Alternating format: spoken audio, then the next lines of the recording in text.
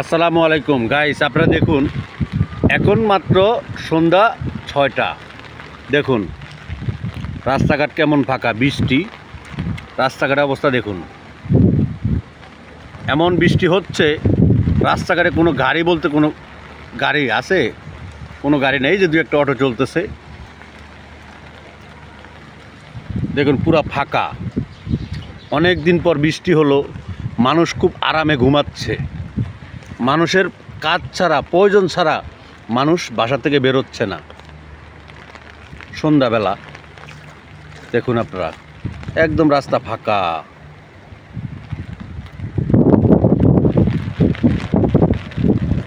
একেবারে ফাঁকা রাস্তা।